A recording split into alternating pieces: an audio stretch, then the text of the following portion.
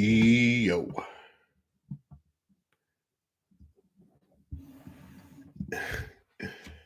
Let's see. All right. 6 whole people and a baby. All right, who do we got? Dylan in the house. First. Mark second, right behind Dylan. DLC, my main man, in the house. Oh, let's see. We got Joseph in the house, Dylan's in the house, and Amanda John. Greg Jones in the house. I am a friend of Mark's. I have a few gut health questions. Let's do it. Yeah. Let's get into the gut health questions. Let me know if you guys got the email reminder about this live stream. If you guys aren't seeing those emails, you need to sign up through my website. No, it's not just for coaching inquiry. It's just for updates and things like that. So I'm not going to spam you with trying to get you to sign up for coaching or none of that bullshit. It's just for updates. We're going to have tips and tricks through that email service. You're going to be knowing when Omega's running a sale, things like that, when things are back in stock. If my other companies that I'm affiliated with are running sales, you guys will be the first to know about it there. So just typical updates and stuff like that. No bullshit that I'm going to be pushing down your throat or anything like that. So, when you guys do sign up for that email through the website, there's just a pop-up. As soon as you go to TommyJohnCoaching.com, a pop-up comes up. You just put in your name and email address and you're good to go. That's all you got to do. When you guys do sign up, if you want to add me to your contacts, otherwise sometimes it gets pushed to like junk or promotion mail. So cool. That's all good. You can respond to those emails that come from me with any questions, topic ideas for videos, stuff like that. I'm starting to gather all my questions from the emails alone. So that's that.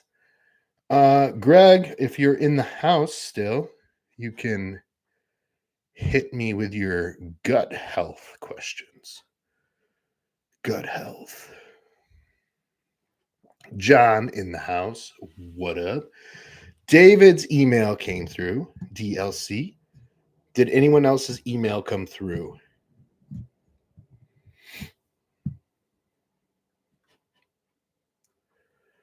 Ooh. Okay, John got it. Dylan got it. Cool. Chronic hiccups, belching for several years now. Doctors have tried several different medications, but nothing's helping. Yeah, dude. Amanda got her email. Mark got it. Yeah, Greg. The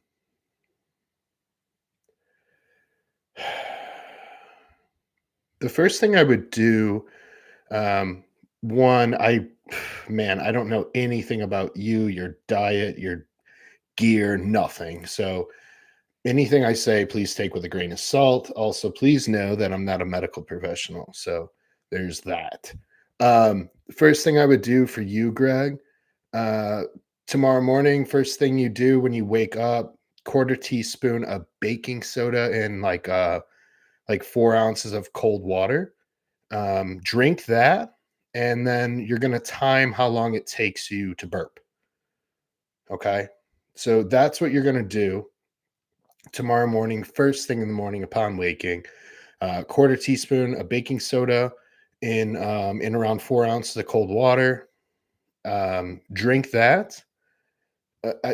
My diet is on point. I don't. That means nothing to me. No offense, but I've heard people say that. I've seen their diet. It looks like fucking shit. So love you, bro, but that's not what I asked. So do the baking soda test tomorrow morning. Quarter teaspoon of baking soda in 4 ounces of cold water. time how long it takes you to burp. If it takes you longer than 5 minutes to burp, then you are likely low in stomach acid. Okay.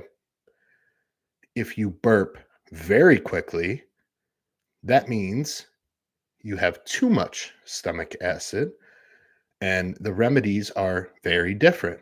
So you need to know which situation you're in first.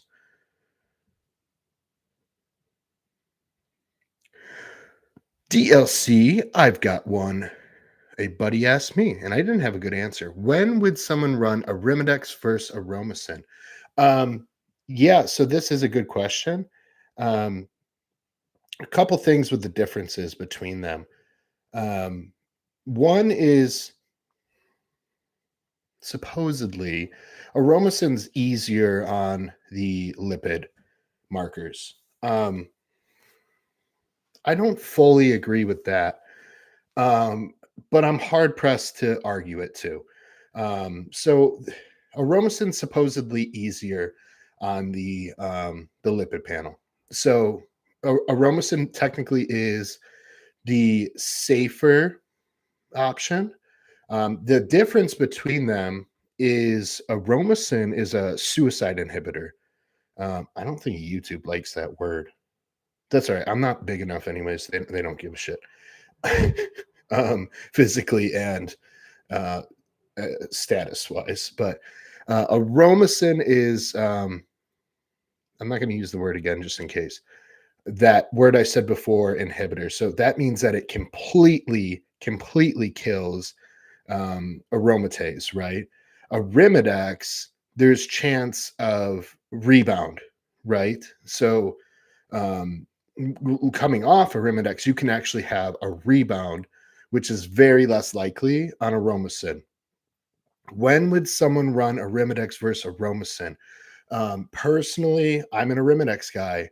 I ran Aromacin for years. It just wasn't as effective for me. Arimidex seems to be easier for me to dial in. And that's because I get pharmaceutical grade Arimidex, and I wasn't necessarily always getting pharmaceutical grade Aromacin. So, man, that could be a big factor. So we can't discredit that. When would someone run Arimidex versus Aromacin? I mean, man, I don't think it really matters. Whatever they have access to and they know it's real, that's what you settle with. Um, like I said, Aromacin is considered a safer, quote unquote, healthier option, just because supposedly it's better on the lipid panel. But I have different opinions on that. So we'll just leave it at that. You know, the good answer is it really doesn't matter much. You know what I mean? That's kind of how I figured that it's not crazy one being better than the other. Yeah, no, I don't really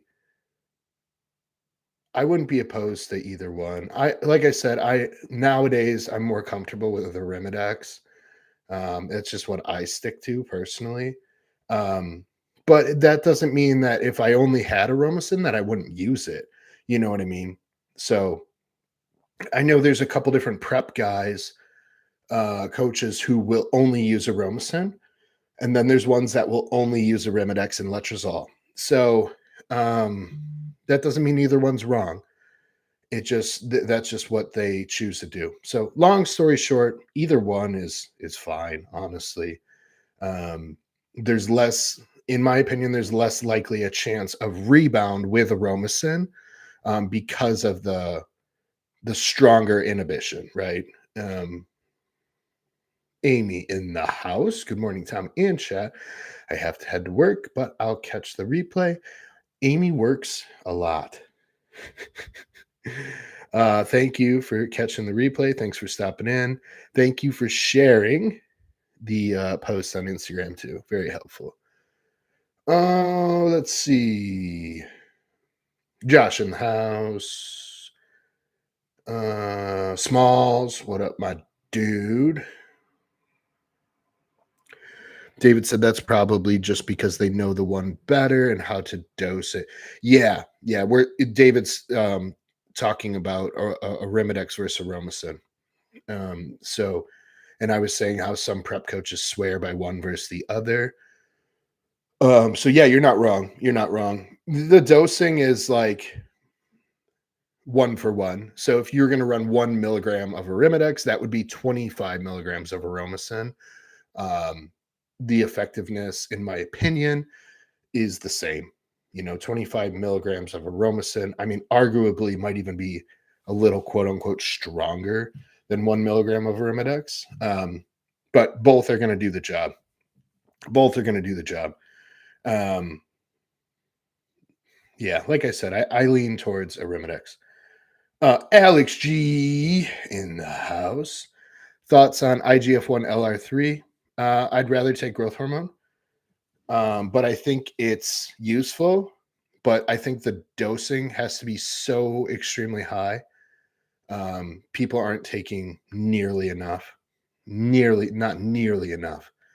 And the effectiveness, the cost of what it would be to take an effective dose of IGF-1 LR3 is high.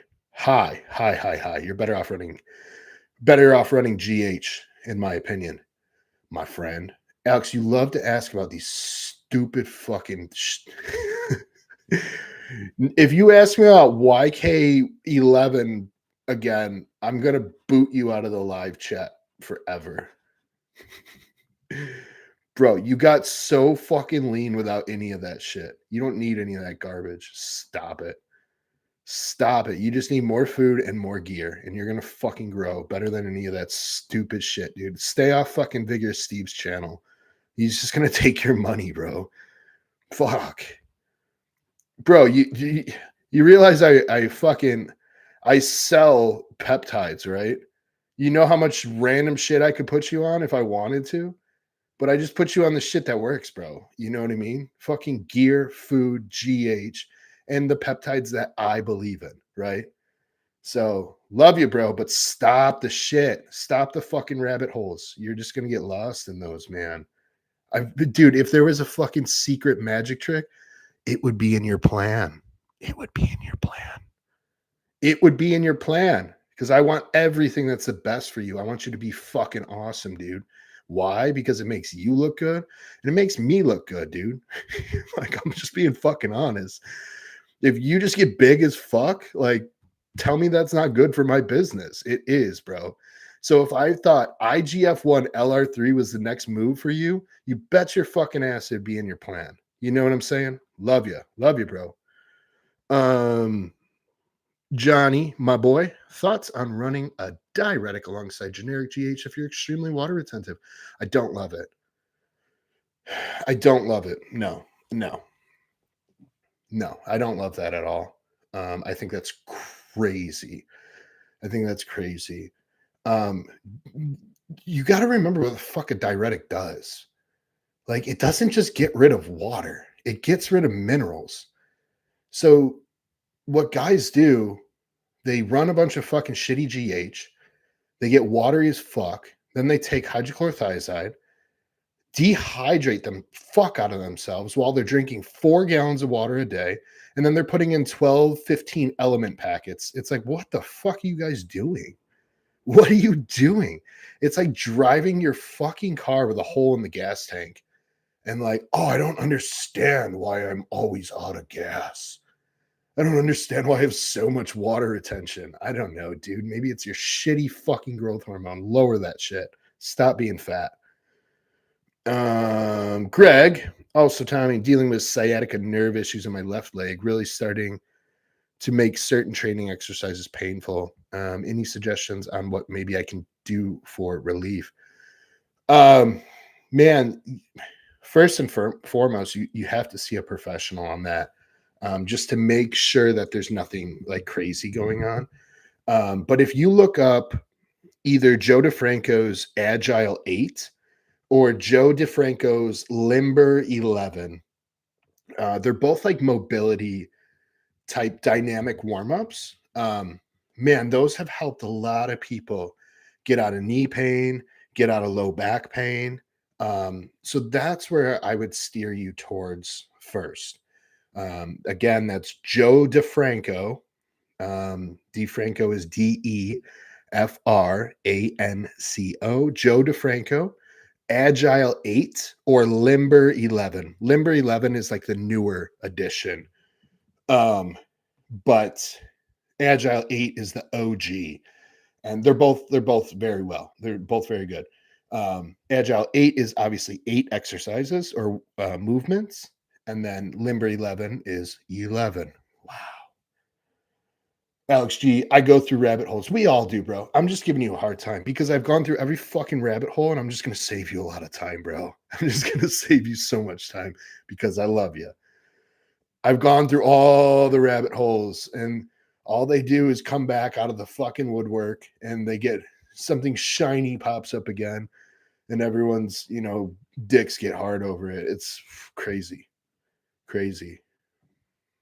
Ask any fucking good bodybuilder how much YK11 they run. Please let me know. TLC, get off TikTok and Steve's channel. Man, and like I said, I'm not knocking Steve. That dude is fucking smart. I don't watch his content because one, I don't want to be influenced by shiny things, and two, I just don't. It doesn't apply to me. Doesn't apply to me. I really don't watch much people's content anymore. There's a few out there that I do. Guys, one thing I can't touch on this long because I won't be able to maintain composure. But if you guys did know Jason Lowe at all, he did pass away. Broku was his nickname. That's some good content if you want to find his YouTube videos. So look up his older stuff. His first original YouTube channel got deleted, but he did make a new one a few years back. So there is content out there. So look up Jason Lowe and watch some of his YouTube stuff. It's sad that this is probably how a lot of you guys are going to figure out who he was. But man, I've been following him a long time now, and yeah, okay, that's good there. J Money, thoughts on test, EQ, and GH? Man, that's my thoughts. What else do you need? You can throw in some Nandrolone. I'm good with that. I mean, there's other shit you can run. Don't get me wrong, guys. There's stuff you can run, Man, I've run Ment, I've run DHB. I like all that stuff. I'm not gonna be the guy that's just like, oh, you just need tests, bro. That's it. It's like, I'm not gonna be that guy because there is other shit that works. But it's all individual and it like depends where that person is at that time. Like, I'm gonna pick on Alex because he always asks me about this shit and I love him. This dude is peeled out of his fucking mind right now. All he needs is more food, dude. Maybe a little more gear, like as we see it needed, we'll trickle it in. All the dude needs right now is more food, and he's gonna grow like a fucking animal because he did the work up front. So yeah, but like, man, if Alex was peak off season and things were starting to slow down, and he needed a plateau booster in the fucking gym, it's like, I don't know, maybe we'd fuck with some Ment, maybe 10 milligrams of Ment. Let's say his estrogen was fucking bottomed out because we ran EQ too high or whatever, for example, and we had to bring that estrogen up quickly. Man, we would throw in 10 milligrams of Ment a day for 10 days. The dude would feel great. We pull that compound out and just make the correction to fix the E2. Like there's an example of something we would use like an exotic, you know what I mean? Smalls. Did someone say more food and more gear? Yeah. Yes. It's the answer to most people's problems. Unless you're too fat, then hey bro, what about a test booster? Listen, Dylan, I'll be honest. They have their place. They have their place. if a guy is coming off his gear or his testosterone for, let's say, a fertility protocol, man, throw in some of those natural test boosters. That is the place to put that. So I know you're joking, but like, yeah, they work, dude. They work. And like I said, that would be a unique individual situation. It's not something that everyone would use all the time, but yeah, they can work. Got to get huge. Thoughts on adding rice cakes next time you up my calories? Yeah, I mean, if you like rice cakes, we can add those in. Um, I use rice cakes in a lot of people's diet. A couple of reasons. One is all you have to do is count them. You don't have to weigh them, so that's kind of nice. One is like 7 to 8 carbs. Depending. Sometimes if it's flavored, it can be like 10 carbs, but like they're easy just to count and like throw in a baggie or whatever. They're easy to travel with. So yeah, rice cakes are great. Great. They go down easy. I like them. I use them on my high day. Fox are always telling me I'm on too much stuff. Yeah, you are, but it's okay. It's okay. Um, Everyone learns, but you know,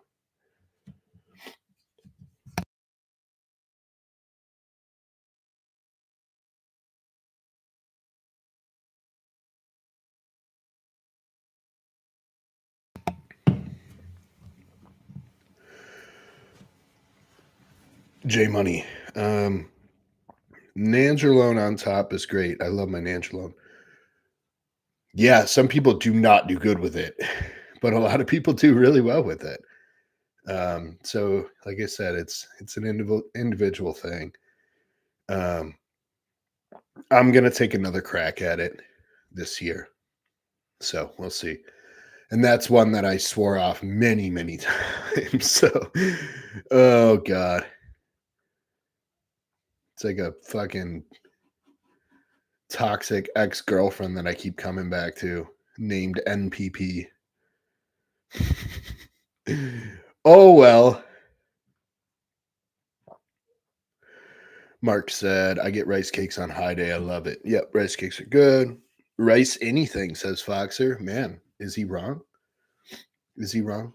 Guys, hit that like button for me.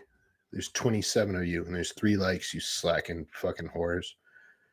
Um, Another reminder to sign up for the emails through my website, TommyJohnCoaching.com. A pop-up will come up and just sign up for the emails. It's not going to be like bullshit promoting my coaching or nothing like that. It's just going to be little updates telling you about when I'm going live, telling you about new YouTube videos and whatever else. And then that's where I'll get a lot of questions for YouTube videos, ideas, anything like that. So keep that all in mind. What questions have for me? Foxer, rice, anything is goaded. What kind of cream of rice do you guys like? I know some of you like make your own, which is cool. Do any of you use like a brand? Um, I've been using. I like Bowl of Gains, but like it's so fucking sweet sometimes, and I'm like, I don't know. Foxer says all of it. I've been primarily using Pride Foods. Um, like I said, I know some of you make your own, and that's cool. I got nothing against that. James said Bowl of Gains. Yeah, Bowl of Gains is fucking good. Um, I just get worried about how good it is because I'm like, how many fucking sweeteners are in here? I mix the flavors together. That's what I do, dude. I'm the same fucking way. I do that with protein powder too. So if my one of my protein jugs is running out, I just pour the new one in it and I just make it, I don't know, whatever. It all tastes good. It all tastes good. J Money, I don't use a brand, but frozen blueberries and strawberry whey is it? Yeah, yeah, for sure. That sounds good. Yeah. Um, yeah, I don't have anything against like making your own or whatever, you know. Orange Box, Iron, and Hematocrit Maxing. Orange Box is fine, dude. I did it for years. John Meadows always used the Orange Box. Like he was the OG. You know what I'm saying? Um, John says, uh, Amanda, yes. John, what's all the hype about DHB? Hold on, John.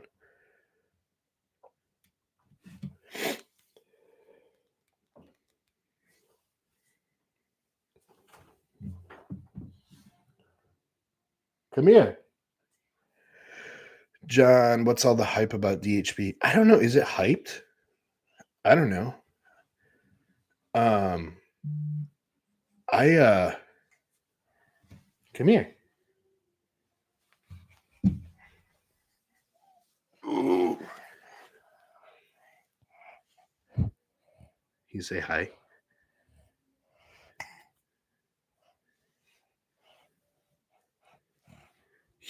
You say hi. Hi. Good job. John asks, what is all the hype about DHB? I don't. The thing is, it's just a new option. Um, now that Prima Ballin and Masteron are just harder to get, it's a new option that doesn't aromatize heavily. So people are just looking for a replacement for Masteron and Prima Ballin, in my opinion. DHB is good, dude. It's just there's just shit that comes with it that is not desirable for certain people. Some people get really unfavorable blood work on it. I never had a fucking issue with it, dude. I ran it high. I've run DHB high. I never had an issue with blood work. No hematocrit issues, no liver toxicity, none of that bullshit. And like, dude, I ran it high. The problem I had with it was painful injections. And then I got a fucking infection in my leg. And who knows if that was from it being DHB itself or if I was just prone, if I was just going to get that infection anyways. But there was DHB in that pen. And I just opened that bottle. And that was the first shot I took.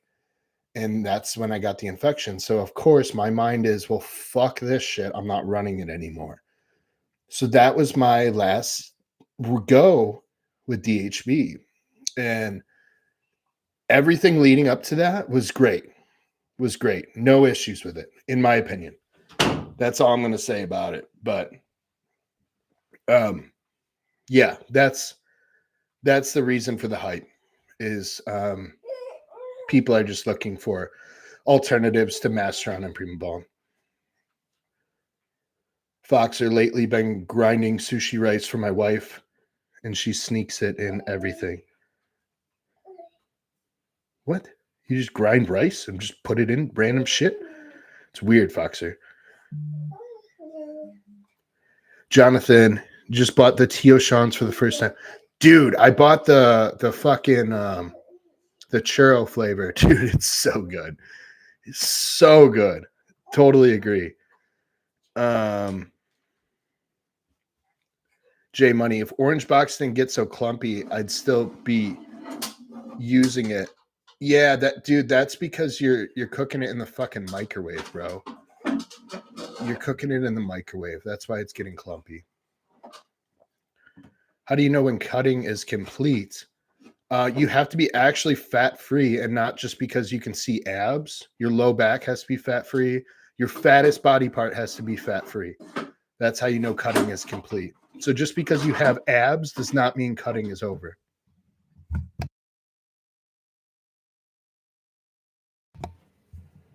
Abs are not the end game. Everyone's lean from the front. Everyone. It's not impressive. You're only lean when your fattest body part is no longer fat. So that's when cutting is over. Anyone can have abs. It's not impressive. That's not being lean.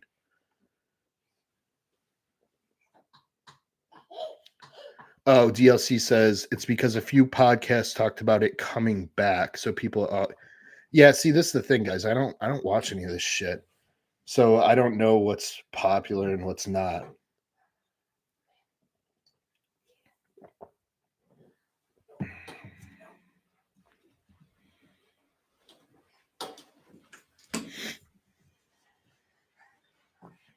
James says the man that does all the work around the house. Yeah, that's right. Plain cream of rice, ripe bananas, macadamia nut butter, cinnamon, and protein of choice. Have it cold. Yeah, dude. Yeah. Fuck yeah. That's a great meal there. Yeah, don't get me wrong. There's plenty of ways to make just plain old cream of rice taste fucking awesome, dude. Yeah, for sure. They even sell like flavor packets and stuff that you can put in there. Or I mean, if you're mixing protein powder in, then then that's gonna flavor it anyways.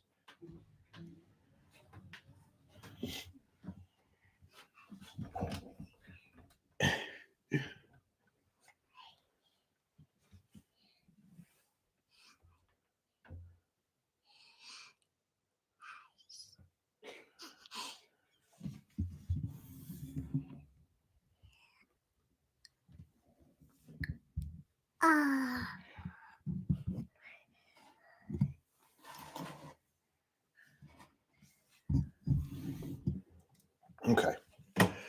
Um let's see. Sorry, I'm distracted. What do you think about running HCG with test? It's not necessary. I wouldn't do it. You're just going to give yourself more estrogen for no reason. So no, I would not do that. If you're trying to be fertile, then run a fertility protocol. Don't confuse your body by running both HCG and test. I would not do that. Dylan asks, circumstances where you've had to reset someone's metabolism, insulin sensitivity. I feel like I've seen this more with women who are eating nothing. How do you go about it? Well, I don't think you're resetting insulin. Those are two different things. Whatever. I understand what you're saying. How do you go about it? Well, you have to build up their food. You have to slowly increase their food. So that's how you do that. You just start adding food. Slowly add food. Yeah, grinding normal dry rice, any blend, and then cooking it. It is homebrew core. I don't. It's not the same, but okay, yeah. Just grinding dry rice. That's not what core is. Core is cooked, dehydrated rice that's then ground. It's not the same. So I understand what you guys are doing by just putting rice in a blender and grinding it and then cooking it. That's not what core is. Core is cooked rice that's dehydrated and then ground. So it's technically cooked. It's not just dry rice. Jonathan says churro is what I'm eating. Yeah, that one's so fucking good. I was surprised by that. And it took me a while to even try it for some reason. I like bought it. I'm like, I don't know about this. So I waited for a while to try it, and then I just opened the bag and man, I'm gonna buy more. Yeah, I have like all the flavors. I really like all the flavors by Pride. There's not one that I don't. J Money for a non-prep scenario. Do you like a shorter, more aggressive cut or a longer cut? Pros and cons of each. Non-prep scenario.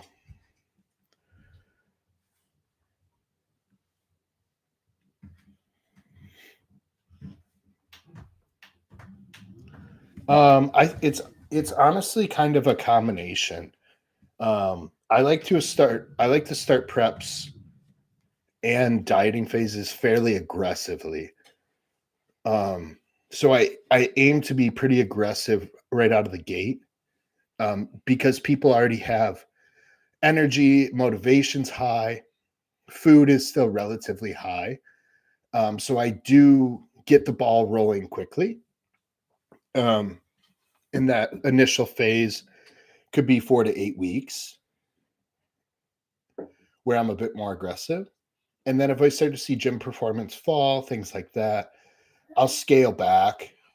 And sometimes I'll be able to add food or things like that, and I'll slow it down a bit, and then I'll run that phase for a little. It depends how much time you have, right, Jay? But with a non-prep scenario, you don't have a deadline. So I mean, really, it doesn't. It just depends. It depends how fat they are, how lean they have to get, and things like that. Um, so I don't think it matters. At the end of the day, all the fat has to come off. So whether that takes 6 months, 10 months, or 4 weeks, it doesn't fucking matter. Um, I think it's very hard to lose muscle if you're using gear and you train effectively. I think it's very fucking hard to lose muscle, in my opinion, unless you're just like maxing out on T3 and fucking cardio and eating shredded lettuce. Even then, dude, I think it's pretty hard to lose muscle. That's just my opinion. Landon says everyone's carbs are getting cut. Yeah, for sure.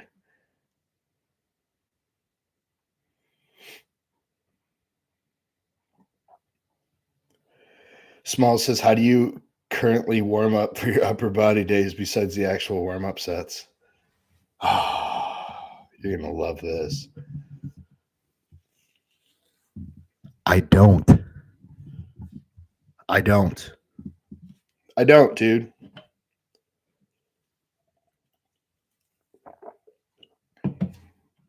I warm up through training. You know what I mean? I let the training warm me up, baby. It depends, man. If you're so fucking beat up when you come into the gym that you need to warm up for 30 minutes, one, you're doing something wrong. Two, you're just wasting a lot of fucking time.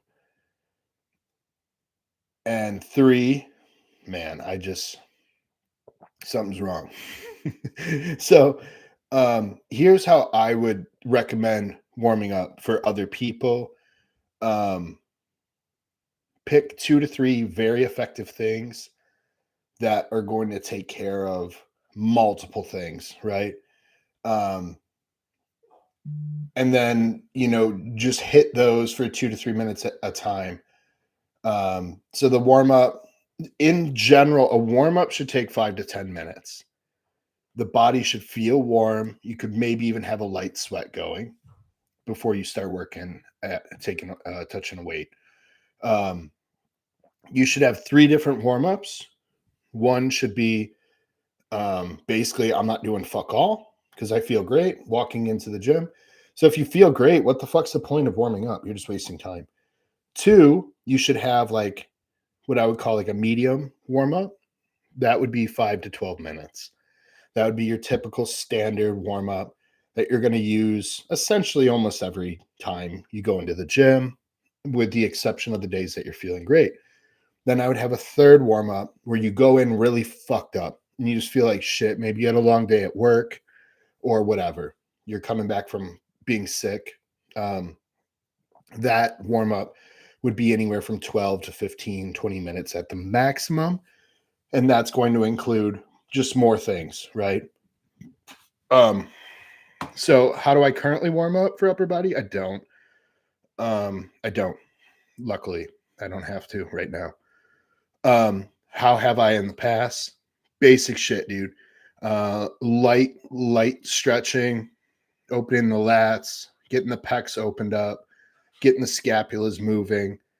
One thing I really, really love is picking 3, we'll just call them exercises, and building like a little circuit. So like, for example, if you were going in for, let's say a push day, I would pick 3 exercises that I consider on myself like weak points, or that I consider assisting movements for what's about to be trained. So if it's a push day and you're going to be hitting chest, well, we know triceps are involved, side delts are involved, rear delts are involved, and maybe even some lats. So I would pick like 3 to 4 exercises. For example, that flow like easily in a circuit. So for example, I would do face pulls, right? With a rope. I would face pull. I would do like 20, 25 reps. Just hammer them out, get blood in that rear delt. I'll go right to a tricep push down with that same rope. Same thing, 15, 20 reps, just getting blood flowing. And then I would do like a straight arm pull down with that same rope, so you just knocked out 3 exercises with one attachment. And then I would run that through 3 to 4 times. So now the rear delts have blood in them, the triceps have blood in them, and your lats have blood in them. Everything's warmed up and ready to go, and you got in a small amount of hypertrophy work. Imagine if you do that same warm up every upper body day for the next 5 years. Imagine how much extra rear delt and tricep work you got in that wasn't taxing because you're just using it as an effective warm up. But you snuck in a whole bunch of volume when you zoom out and look at the big picture. So it's a good way to warm up, and it's a good way to sneak in volume for lagging body parts. Hopefully that makes sense. I would do the same thing for a leg day. I would do like a lying leg curl. Maybe superset it with some abs and like a back extension or a Band-Aid good morning. Some shit like that, right? John says, theoretically speaking, what is the max number of shows a year you'd be okay with the client doing?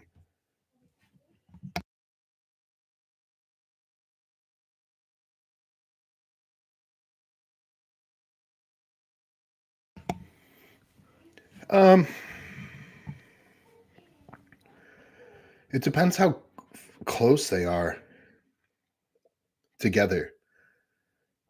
And man, you have to know, I would be hard pressed to have anyone do more than 3 shows in a year. I would be really fucking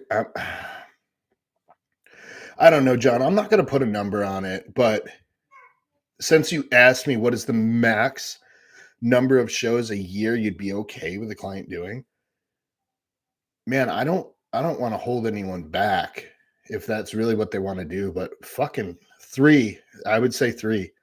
Since you asked me for a number, I hate giving exact absolutes. But since you asked me, man, I just couldn't see anyone doing more than 3 and benefiting from it. You know what I mean? Foxer, is there a minimum total/free test that's a safety zone for not losing muscle? No. Testosterone's not the only thing that holds muscle. So, no. Natural people get in shape and maintain muscle, right? Like natural, like they don't take any fucking drugs. Those guys bodybuild too, right? You ass fucking Foxer. This guy fucking loves drugs more than anyone I've ever met.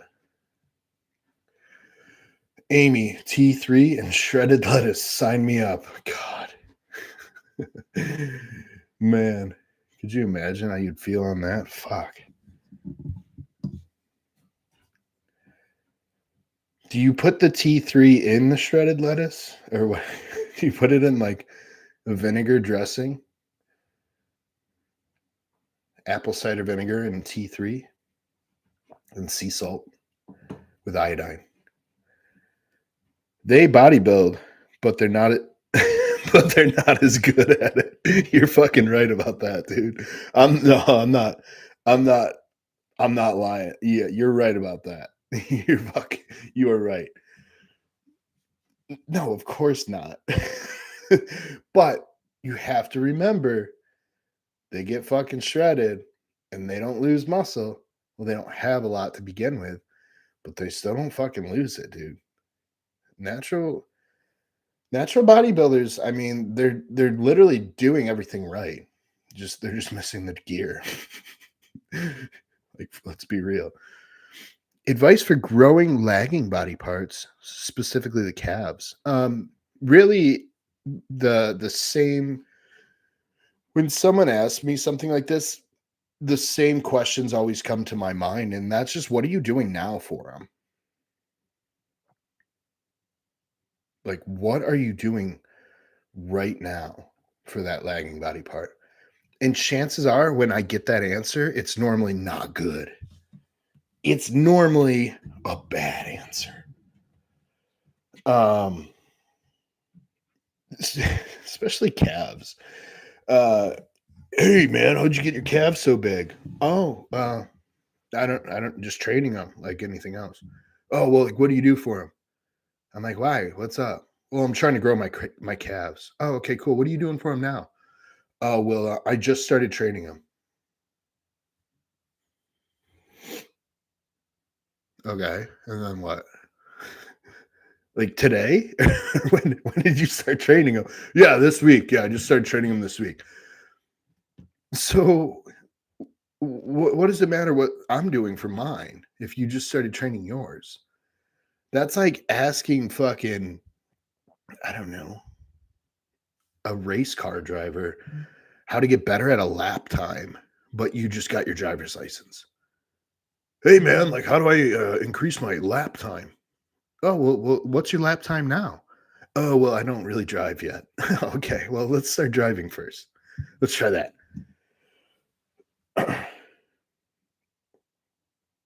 But yeah, Alex, like more serious answer. Advice for growing lagging body parts. A lot of times, body parts are lagging because of movement choice, lack of intensity, and okay, let's see. Following the Sub Zero program and adding in about 6 extra sets of seated calf raises a week. I don't have the program in front of me. Um, but yeah, calves need to be trained fucking hard, dude. And here's how people train calves. They do a hard fucking leg workout and then they finish with calves. They get no attention. But yeah, I see people train calves. They're on their cell phone, like, ooh, like fucking bouncing up and down on the machine, scrolling Instagram. I'm like, oh, your calves don't grow? I wonder fucking why. Calves need to be absolutely brutalized because they have a high threshold for work and volume because our fat asses walk on them all fucking day long. Well, some of you sit on your ass all day long, but some of us that actually fucking move for, you know, some parts of the day, your calves are built to the hilt, right? They're fucking they take a beating, especially if you're a fat ass, like James said down here. I got really fat for 12 years to grow my calves. That's basically how my calves got big too. But in reality, you need to brutalize your calves with weights, intensity, volume, all the shit. You need to throw everything at calves. They need to be absolutely fucking punished because the threshold for work on calves is so incredibly high. The pain, the pain that you have to put yourself through to do an effective set of calves is like unbearable. I don't There's very few things in training that have almost brought me to tears. And one of the things is calves, and the other is Bulgarian split squat, drop set of death. Those are like the two things that almost ever actually brought me to tears. Next would be some sort of occlusion training. So, and that's kind of what happens with the calf. When you're training calves, the calves are kind of occluded naturally. And if you guys don't know what occluded training is, it's just like blood flow restriction training, which is pretty cool shit, actually. Not something you want to use all the time, but it's a good tool if you're looking for something to throw in. But you have to remember the calves, like when you pump those motherfuckers full of blood, where's the blood go? It just sits in there, it just pools up in there. Um, so the calves are kind of naturally occluded. So yeah, like, dude, Alex. So, for example, my friend Matt Vinipal and I, like, we used to, he lived a few hours from me, and his wife lived in town near me. So every weekend he was out this way, and we would train together on Saturday morning. And bro, we would meet up and we would train for like 3 or 4 fucking hours. We were crazy. We were psych. He's a psycho, but um, so we would get our training done, and we'd be like, well, we can't do any more back or arms because we can't move either one of them. So what the fuck do we do? We both calves. We both said it. Calves. Let's do it. Bro, we would fucking brutalize our calves. Like we did this one set of seated calf raise. We did this like all the time when we would train. And what we would do is um, you go for a minute straight, add weight, go for a minute straight, add weight, go for a minute straight, and then go back down. And like by the end of the set, it was 5, 6 minutes long. And then in between, while the other guy's going, you're just stretching your calves. You're just fucking stretching, or you're doing tibia raises. You know, we would like, dude, we would make it a competition. We'd make it a competition. Like I said, man, your calves can take extreme abuse because the threshold for work is so high because we've been using our calves forever, just walking, right? So, yeah. So for calves, dude, just keep that in mind. When you train those motherfuckers, you better be brutal with them. Absolutely brutal. Smalls. I throw them in at the end of the legs when I'm smoked already and skip them half the time. How do I get bigger calves? Yeah, this is always the story. That's the other thing, Alex, to consider if you're still in here. You better be, you bastard. Put them first. Do them first. Yeah, it's great for warming up the entire body, to be honest. You know, because you start training those calves hard, getting the heart rate up, getting the blood flowing. Fuck yeah. Yeah. It'll warm up the whole body just training calves. So put them first, dude. I train calves first for a long time. The other thing is if you train them first, they're less likely to cramp because your electrolytes aren't all fucked from training. Okay. I gotta catch up. Sorry. Thoughts on training frequency for calves and abs? Yeah, that's a good question, Joe. So, um, man, I would not just like jump into like, for example, every day, every training day. You can really train calves and abs both pretty frequently. Um, I would say 2 to 3 times a week would be a good thing to shoot for. You could do it like this, like let's say you train, let's say you train 5 days a week. Let's say it's push, pull legs, push, pull. Okay. So I would do push and calves. This is not like an exact prescription. It's just an idea. So I would do push and calves, and then pull and abs, and then legs and calves, and then push and whatever. You get what I'm doing here. I would alternate them. I would have to write this down. I can't do it on the fly. I'm literally using my mouse pointer to try to like guide myself so I don't fuck it up. So push and calves, pull and abs, legs and calves, push and abs, whatever. Just alternate them. Fuck off. I can't figure it out. You get it. Tommy boy. Calves is the most painful thing I've ever worked. And I just scratched the surface. Dude, calves are fucking awful, dude. Smalls, Jinx, Yomi, or Rice Cake. Yeah. Yeah. Smalls and I are on the same page with a lot. DLC, Creeping Death 2, calves, 6 sets, alternating with tib raises is brutal. Oh my God. So fucking brutal. It's so brutal. Guys, leave me questions, please. I gotta pee. So I better have questions when I get back.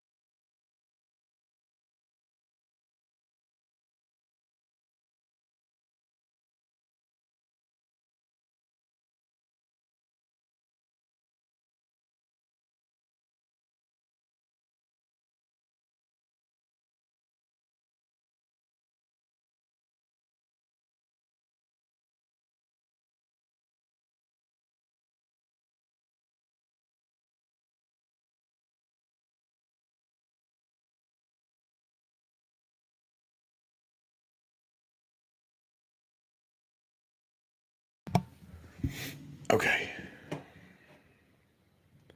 I only have to work one now, so it's not too bad. Yeah, Dylan has an advantage over us. He only needs to work one of his calves. Occlusion training. What brand? What mark? What band or wrap do you like to use? Oh, for occlusion. For the arms, I use Mark Bell's gangster wraps, his wrist wraps. So get like the longest available. I think it's like 36. I would have to look it up, Mark. How much do you bench.net? I think is Mark Bell's website, something like that. Look up the gangster wraps. Gangsta is spelled with an A. Gangsta wrist wraps. That's what I use for upper body, like if I'm including arms. And then if I'm doing legs, I just use Elite FTS knee wraps. So just pick up some knee wraps from Elite FTS. Um, I mean, you can get knee wraps anywhere. I just like to support Elite FTS. I bet Mark Bell has. If you want to get everything in one place, Mark Bell has knee wraps on his website too. I guarantee it. So yeah, knee wraps for the legs, and then wrist straps for the arms.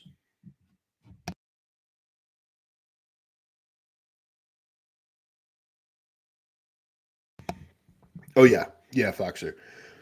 Foxer says cramps in my calves make me cry like a baby. Okay, you guys have all had like fucking calf cramps in the middle of the night, right? That's what training calves fucking feels like. So you guys tell me how hard you're training your calves. It should feel like one of those fucking Charlie horses you get in the middle of the night, you know? So that's a good reminder for you. Tom, do you pee standing or seated? Primarily standing. Although there are times where I have sat to pee. And I'm saying that publicly on YouTube. I don't have any followers, it doesn't matter. Okay, David, my man, always with good questions. What's something people over prioritize in bodybuilding that doesn't really matter as much as they think? Drugs. Next. What's something people over prioritize in bodybuilding that really doesn't matter as much as they think? Man, to be honest, my first answer was honestly drugs. Um, and it's like, it would be so dumb of me to say, well, they don't matter. Like, yeah, of course they do. They work, guys. They work. Like, but the emphasis that's put on them, oof, oof. Man, like, I'm pretty sure I'm gonna make it a prerequisite that anytime a client asks me about drugs, I'm going to make them send me their last 2 top sets from their leg workout this week or last week. Let me see your training before I answer any questions about drugs. And, like, I don't mean to be a dick, but man, I think drugs are over prioritized in bodybuilding.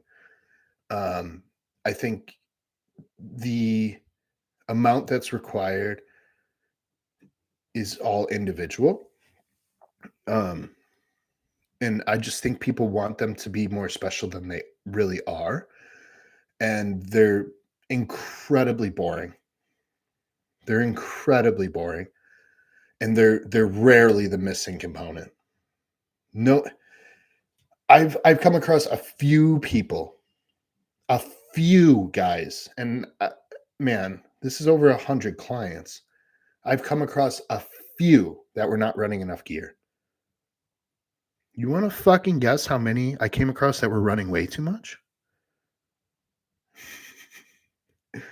I'll let you use your imagination. It's so rare that I come across someone who's not on enough shit. It's so rare. It happens. It happens. Well, how do you determine that? Well, because they're not fucking growing and, they're just getting fatter. and they train hard and everything else seems to be in line, right? Or they're going for a national level and they're running 400 milligrams total. Sorry, you're not going to be an open bodybuilder on that. Love you to death. You're not the next Phil Heath. You're not going pro on 500 milligrams of DECA. Sorry, you're not Phil Heath, my friend. You aren't. So that's the scenario where someone would be too low. And like I said, it's rare. It's very rare. I can think of 3 people specifically that came to me on just not enough. And when I say not enough, that's not based off my opinion. It's based off their goals and what is required um, to get there. Matthew in the house. Good morning, coach. Good morning, Matt. Thank you for being here. Tom with another question. Do you think low rest periods matter as much with calves? Um, yeah, I kind of, my opinion on rest periods, Tom is talking about by rest periods, he means how much time in between working sets. Um, my opinion in a whole on rest periods is you go when you're ready. So, I mean, if you only rested 60 seconds and you feel ready to go, like truly ready, like you feel like you can get an effective, good set, get in there and get it done. You know what I mean? Um, where my opinion changes is like when people start getting over 3 minutes of rest, it's like, oh, okay. Now, what are you doing? We're talking about training for bodybuilding. So let me be specific. In powerlifting, there were times where my group of guys would touch the 3 to 5 minute mark in between max effort movements. Um, man, but I've seen powerlifters go 10, 15, 20 minutes. I would never fucking do because you want to train harder than you play. So in a powerlifting meet, yeah, your attempts are spread the fuck out because your whole flight has to go before you go again. So you do, for example, your opening squat, and then the whole flight has to do their opening squat until it's back to you, right?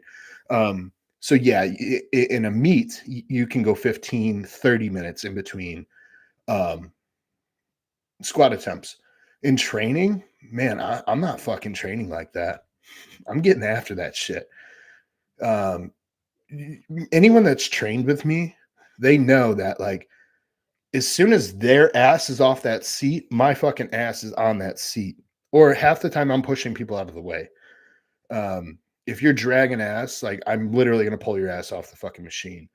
And no, that doesn't make me hardcore or special. That's just how I train, guys. I'm not a pleasure to train with all the time, especially if you don't like that intensity. But that's how I was taught how to train. Anyone that mentored me, that's how they train. If I was fucking, if I finished a squat set and I was getting out beneath the bar, my buddy Matt was on my fucking heels, dude. I could feel his fucking breath on the back of my neck.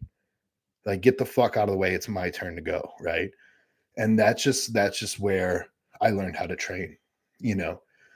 So yeah, it's not unheard of for me to, someone's on the chest press machine and they finish their set and they're just sitting there for a while. Like, I'll put my hand out to help them get the fuck off the machine. Like, I gotta go. It's my turn. Get the fuck out. Otherwise, kick rocks. If I do a set of legs and it's your turn to go, you better not be drinking out of your fucking water bottle. You better not be tying your shoes. That shit better be done. When it's your turn to go, it's your turn to go. So do you think low rest periods matter as much on calves? My rest periods on calves is very minimal. I'll answer your actual question instead of just rambling about dumb shit. Yeah, for David's question, over prioritized. What is over prioritized in bodybuilding? I would have to say the gear, dude. That's the first thing that comes to mind. The second thing would be me being a dick, but the the attention and desire to be well known on social media is higher than ever. So I think the focus on filming all your training and making sure you post a shirtless picture every day, and um I think that's over prioritized. um but it's a part of the game, so like I said, I'm not shitting on it. But I think that's over prioritized as well. Foxer said, I fit that, not enough antibiotic. Shut the fuck up. Mel says, main thing you taught me is nutrition and rest being so much more important. Yeah, rest is under prioritized. If you wanted to flip that question, David, what is under prioritized? Rest. It really is. With people that train hard, I have to throw that in there. Tom, I figured chasing pain would help with calves specifically. I'm 15 to 30 seconds in between sets. Yeah, dude. Fuck yeah. I like I said, calves need to be brutalized. They need to be brutalized.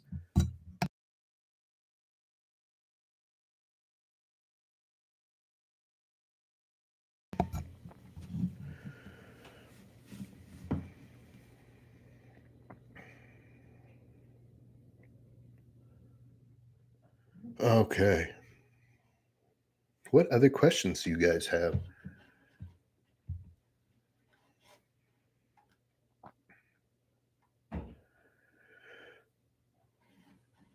Guys, another reminder to sign up for the email list. TommyJohnCoaching.com. A little pop-up comes up. Just throw in your email address for me. I'm not going to spam you with fucking ads and shit like that. It's just for reminders and stuff. It's letting you know when I'm going to be on live, about Omega sales and things like that. We have a sale going on right now. So code Tommy for Omega, and like I said, all that shit will be in the email. So sign up for that, guys. It will help me out. Be able to get more information out to you, and you can reply to those emails once you do sign up with questions, topics that you want to learn more about, stuff like that. Raymond in the house. Hey, Tommy, hope you're staying warm. Fuck, dude. Man, let me see. If you guys don't know, Raymond lives next door. In -4 right now. Feels like -15. Yeah, Ray, we're warm, bro. We're cooking. It sucks, dude. Fucking sucks. Matt says it started snowing while I was on a roof. My day ended early. Fuck that, dude. That's one thing I don't miss about heating and air is being on fucking roofs. Woo-wee, especially in the cold. Man, being on that nice crisp roof with nothing to block that wind. Yeah. Any of my heating and air guys out there, love you. Thinking of you today.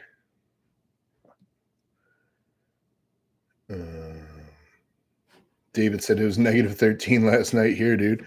Yeah, I would have to check what ours was. It was right up there with you guys. David's not far from us.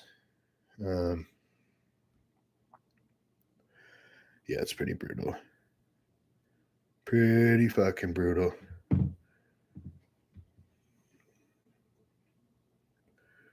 Raymond, I'm still getting used to this shit. It's like 40 degrees in Georgia. Even 40's cold. Like I said, Raymond, you're going to see it's going to be like 50 in a few weeks. Let's say it's going to be 35, 40 in a few weeks. All the motorcycles come out, bro. The fucking shorts come out, the fucking Birkenstocks, the flip-flops, all that shit comes out when it's 40 degrees here in the Midwest. Motorcycles all over the place, Hawaiian shirts. Fucking people.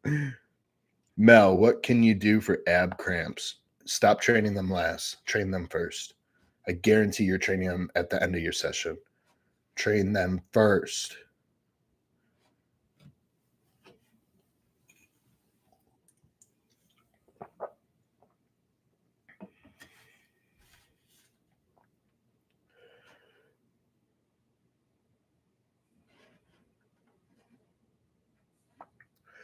All right, let's see if I got any questions here.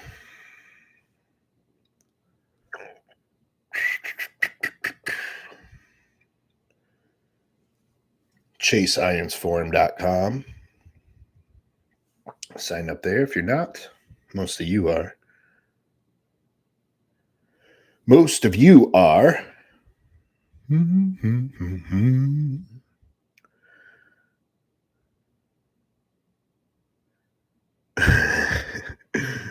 I always give Joey shit because he always misses my lives. Okay, did any questions come in? Let's see. Foxer, this time of year when I take the HVAC jobs crawling around the Syracuse University attics to stay out of that snow. Yeah. Yeah, Mel, that's why abs cramp when people train them last. You train them first. Train them first. Get them over with. It's a good warm up for the day, too. Once the abs are done, then you can get into the shit that actually is fun. Because abs are not fun.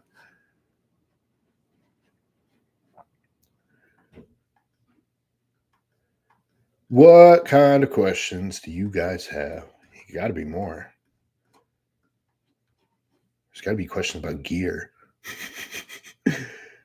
What kind of gear should I take? What should I order?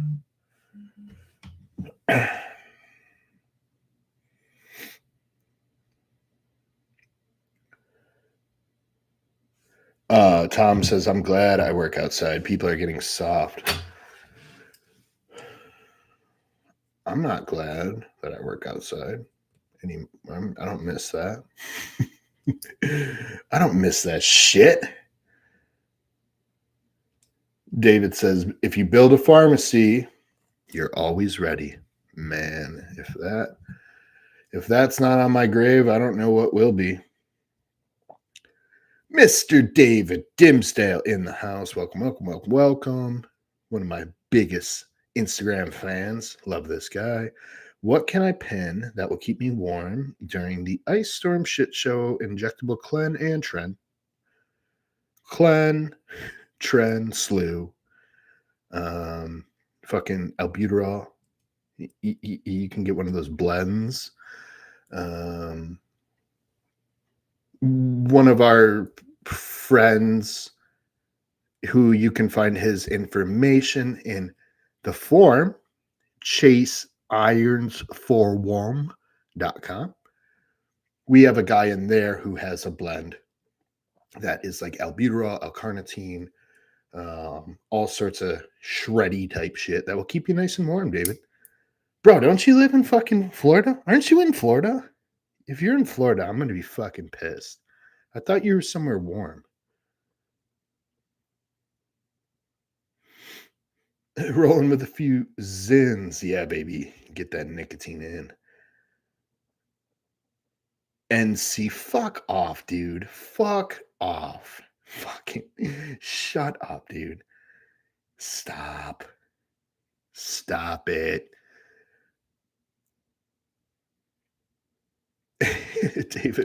David, it always helps when a source sends you something that was wrong and it turns out you actually needed it. Isn't that a good surprise? Oops.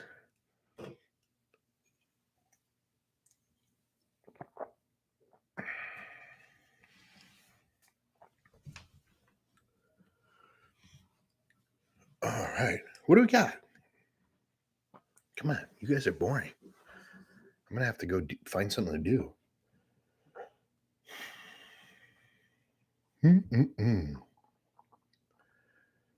Super Shredder. Yeah. Let's see. See if I missed any.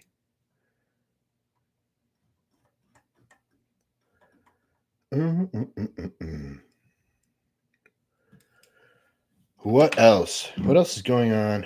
Do you take iodine? No, I don't take iodine.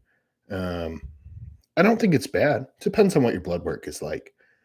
If you have a slight down regulation in the thyroid, then yeah, iodine would probably be a good addition to your plan. Or you can use iodized salt, right?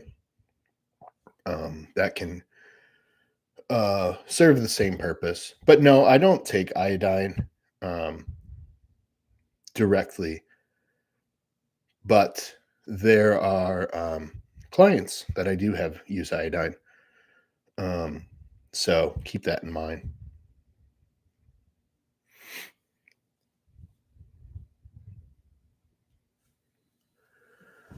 Let me see if I have questions on my Instagram. Sometimes people message me those.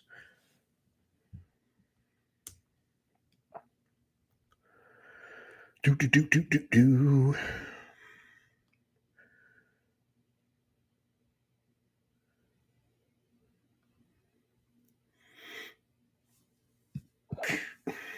Okay, I have a few. If you are deloading, which diet should you follow? Honestly, I'll do like a modified diet for a deload. So like if you guys are my client, what I'll have you do is just follow your normal diet. Like even if you were, let's say you normally train Monday and you're deloading, just use your same training day diet. I don't love the idea of lowering calories or following like all non-training days on deload week. Um, that kind of that kind of negates the concept of additional recovery. So I like if Monday is normally a training day, and let's say I take that day off completely, I'm still eating Monday's diet the exact same. I'm even doing the post workout cereal. I don't care. The diet's going to be exactly the same. So that's how I'd approach which diet to follow during a deload. Is just stay on your same diet. David has one here. What do you wish more bodybuilders / clients did outside of the gym to improve their results? Focus more on sleep is my number one. And what I mean by that is I thought everyone did this, and then I realized I was fucking wrong. And like, shame on me, right? Here it is, guys. Go to bed at the same fucking time every night. If you can, if you can. I understand some of my guys and girls work like swing shifts and whatever they're called, whatever fucking stupid shit people have to deal with to make money. Um, nurses, all these people who have jobs that are far more important than mine, paramedics, etc. I work with all these different types of walks of life, police officers, law enforcement of all kind, manufacturing, different night shifts, swing shifts, all those shifts, fucking strippers, whatever, right? If possible, go to bed at the same fucking time every night, guys. Every night. And in return, that means wake up at the same fucking time every day. I know, it sucks. It's Saturday. I want to sleep in, play with my balls. Guys, get the fuck out of bed. What are you doing? Get out of bed. So if people can nail that, dude, like this is the time I go to bed. This is the time I wake up. That is sets the standard for like so many things. And like I said, I'm so naive that I just thought everyone was doing this. It's not happening. It's not happening. So, man, if someone could go to bed at, I don't know, fucking 10 p.m. Um, and get up at, 6, yeah, like go to bed at 10 p.m., wake up at 6 every day. And then meal 1 is at the same time every day. Meal 2 is at the same time every day. Meal 3, meal 4, meal 5, meal 6. All your meals are then on time. Your training is on time. Everything is dialed in, guys. Your meals are spaced out properly. Digestion's better. Sleep is better. It's more predictable. Fucking sodium balance is better. Fluid retention is lower. Um, you know, mental capacity is higher. Oh, there's so much. You avoid so many unknowns if you are falling and rising at the same times every day. The number one thing, what a fucking stupid word. You can tell I'm uneducated. The number one variable, when it comes to people with crippling anxiety is their time they're going to sleep and the time they're waking up is too varied. That is one of the number one factors in why people develop things like anxiety and paranoia and all these other negative feelings, right? Because the day is already unpredictable because it started at a different time than yesterday. And then today started at a different time than yesterday. But now today we woke up earlier and like, because we had to be to work earlier. And like, yeah, I don't need to beat it to fucking death, but what do you wish more bodybuilders slash clients did outside of the gym to improve their results? That thing right there, David, that would be a good start. Having a set sleep time and a set wake time. Okay. What else? What else can we add? What do you wish more bodybuilders slash clients did outside of the gym to improve their results? This one's funny. Spending less time reading and surfing the internet for magic tricks. The next new fancy, shiny thing. I wish people spent less time doing that. I wish people spent less time looking for the next secret, the next magic trick, the next whatever, next drug. I found Increlex. I'm gonna fucking blow up. Stop it. No, you're not. So that's one. So locking in a daily schedule, consistent daily schedule. Spending less time reading and scanning the entire interwebs for your next big secret, and spending more time optimizing your training, optimizing your nutrition, optimizing your sleep behavior and hygiene, and just being a better person. Being a better person, you know? And what do I mean by that? Finding more ways to help other people, be more kind to people. These are things I'm constantly trying to get better on myself. I'm trying to be a nicer person. I really am. That's one of my goals for this year is just to be more patient with people, deliver information more effectively and less like an asshole. Because I don't want to be perceived or remembered as an asshole. So when I do die and I leave, I don't want to be remembered as, yeah, this guy got people in great shape, but he was a fucking dick. And I think that's a fear of mine. So what do I wish more bodybuilders slash clients did outside of the gym to improve their results? Just be better people, be nicer to people.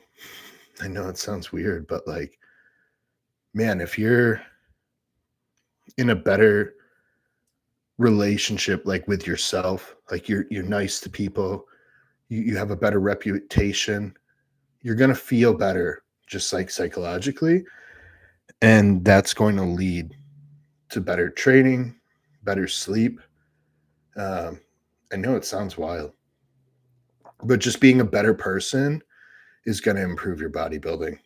So that's like a an odd one that I'll throw in. Man, I could go on forever if you want more. Oh fuck. Matt says sleep is my biggest struggle. Yeah, Matt works a lot of hours. Um, man, if you when you can optimize, and I'm not saying guys, you have to sleep 10 hours a fucking night. If you can get 6 to 7 really good quality sleep, man, you're gonna feel different. You're gonna feel different. I promise.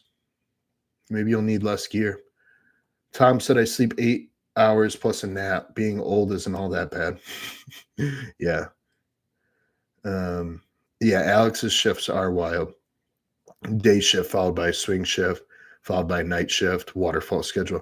Yeah, Alex's are unfavorable, but he's still got in great shape. He's in great shape. So he could still do it.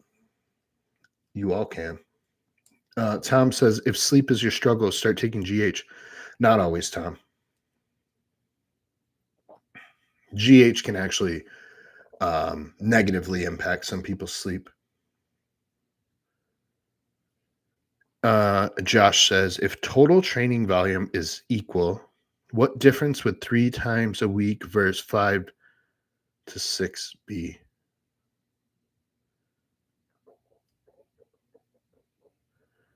If training volume is equal, what difference? Oh, you're talking about frequency. Well, in order to make that volume equal, you would have to jam that all into 3 days. There's nothing equal about that. I'm sure on paper the numbers are equal. The effectiveness of the sets is going to go down. So, like, let's say, for example, you want to do 12 sets of chest a week, 12, 15 sets of chest a week. Having those all done on one day, the something's going to suffer. You're not all of them are going to be as effective. Not all volumes created equal because there's fatigue and things like that to consider. So intensity would change. So yeah, volume on paper, if it's equal, that doesn't mean intensity is equal. It doesn't mean load is equal. It doesn't mean recoverability is equal. So volume is just one factor. So that would be the difference. Spreading it over 5 to 6, you're, in my opinion, you're going to get more effective sets out of that prescribed volume, right? Because you're not jamming it all into one day.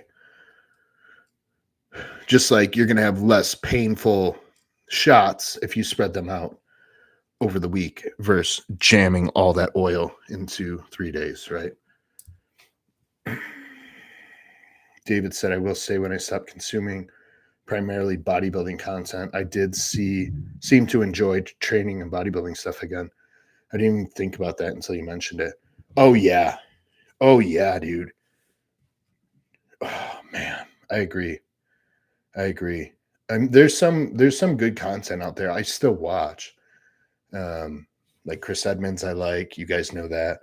Andrew Barry, I like, and Kyle Wilkes. They have a good podcast. Dom Cardone and Chris Massaro, they have a good podcast that I like. Who else do I watch? Skip's show with Dr. Marv. I like that one. Yeah, there's a few other ones that I like to watch. What are bad habits people do in the gym that can hinder their progress? What are bad habits people do in the gym that can hinder their progress?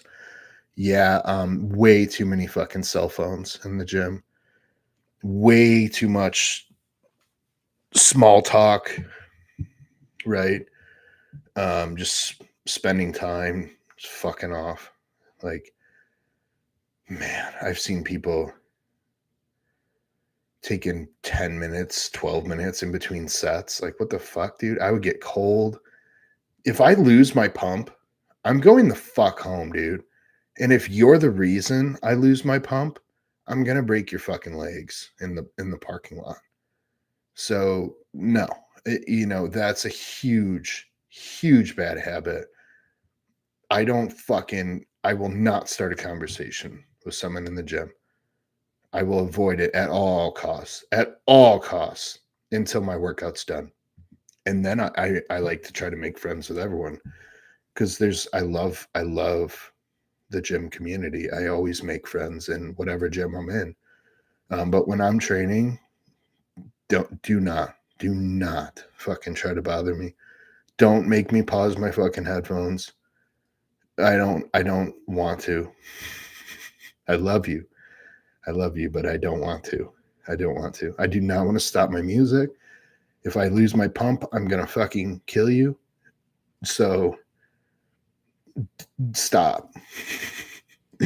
So that's one mark. Um, I think the just people's training in general, from what I've seen, is lagging. Um, I think there's a loss of intensity, and I think there's a false intensity of people thinking they're training really hard, but they're just being loud and muscle fucking everything. It's like, okay, well, that's not effective either. You know, the answer's somewhere in the middle. But yeah, people's training is god awful. Bad habits, cell phones, training like shit, um,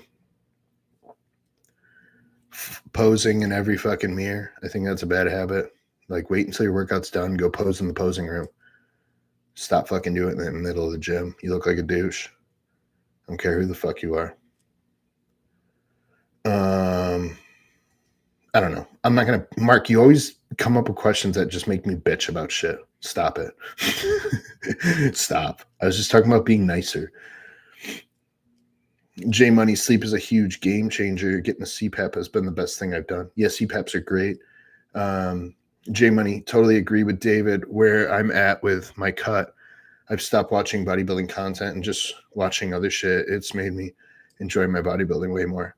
Yeah, Jay, I mean, like, man, go down some rabbit holes of listening to music. Go down some rabbit holes of listening to music, Jay. Like, oh my God, the amount of music out there that we've forgotten about or that we never learned about. Dude, I don't need to hear another fucking asshole regurgitating shit on the internet that I've heard 1,000 fucking times. They don't pay any credit to where they got the information from, anyways. I could be talking about myself too. I try to credit where I get information from. But guys, I've been hearing people regurgitate the same shit for over 20 fucking years. Nothing's changed. Nothing has changed. All the shit's the same, guys. The bodybuilding's the same shit it's been. There's nothing really fucking new. The newest thing in bodybuilding is peptides.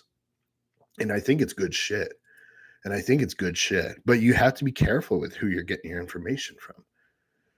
Some of these guys have never fucking even used half these peptides that they're putting people on. And it's like, whoa, slow the fuck down, bro. I know you got a discount code, but like, you've never even fucking, you don't even know what that product does. So you guys know me. It's like, if I haven't taken something, none of you are going to fucking take it. You're not going to be my fucking test dummy. My little guinea pigs. Like, fuck all that. I need to understand something before I prescribe it to anyone.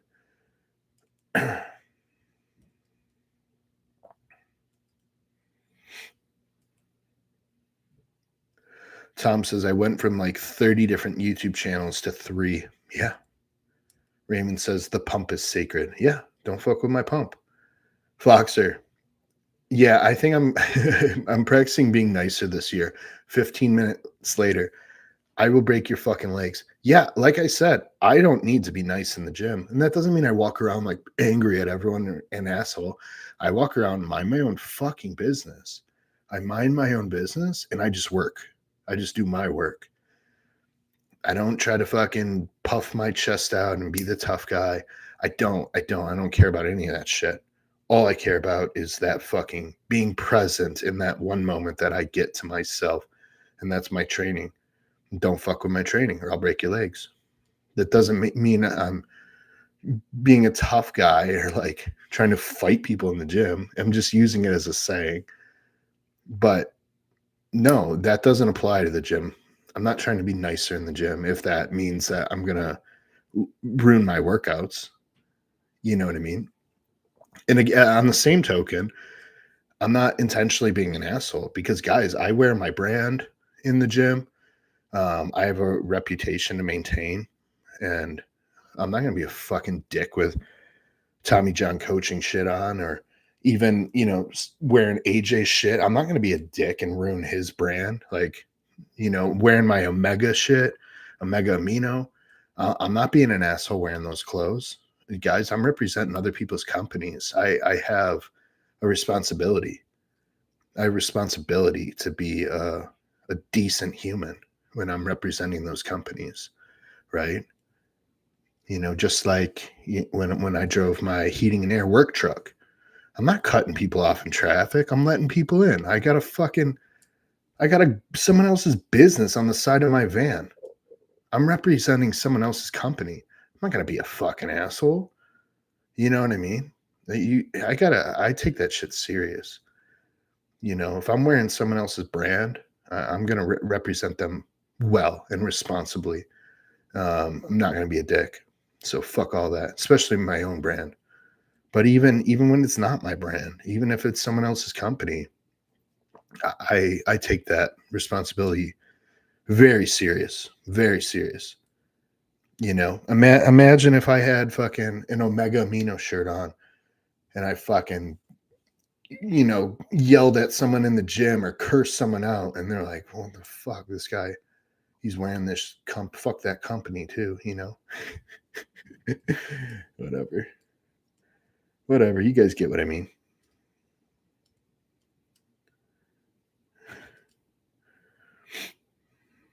Mel said, "Do you really need to do 20 sets of glute bridge on the Smith machine and camp out?" J Money Mel, there's a girl at my gym that does her whole workout on the Smith machine for over an hour. It's infuriating because we only have two. Ooh, that's rough.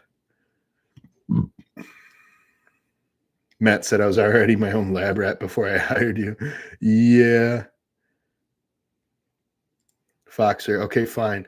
I won't ask if I can take Fox 04. See, I don't even know what the fuck that is. Honestly, I don't. I don't know what that is, Foxer. You want to fucking take it because it has your name in it? I don't know what that is, dude. I have no intention of looking it up either. So no one tell me what it is because I don't care. I will never fucking use whatever you just said. Neither will you. Alex, do you sell TJ gear? It's something I will probably maybe do this year. David's gonna help me with that. Yeah, David says it here. Gonna try to get some TJ swag soon. We're working on it. Yeah, David and a friend of David's and a newer starting to become a friend of mine. She might help us with some designs and stuff. Yeah, and we might do something this year with all that. So that'll be cool. And if you guys are signed up for my emails, you will know when that stuff is live and ready to roll. Dad Strength Daily, representing a brand or not, you should try not to be an asshole. I totally agree. Yeah, I think you just got in here earlier. I was saying how this year, like I really want to prioritize that of being more patient and just trying to present myself better and just be nicer and more kind and more caring in every way that I can.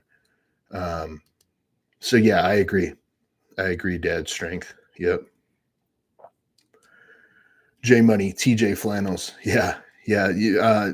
Diesel Dave made me that one flannel. It's dope. It's dope.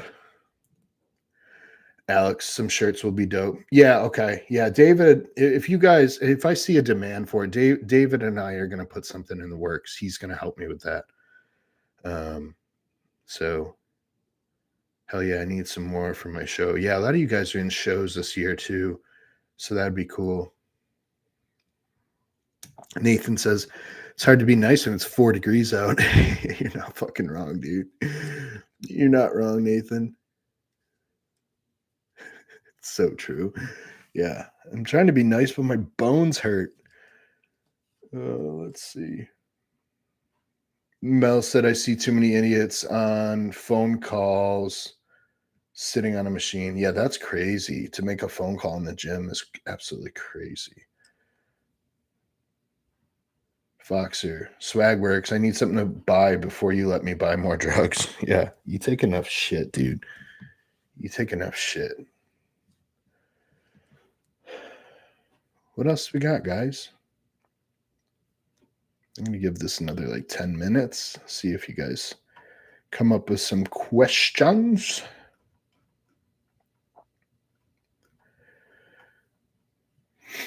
If you guys did just get in here, if you'll hit the like button for me, I'd appreciate it. And then if you will go to TommyJohnCoaching.com, pop-up will come up.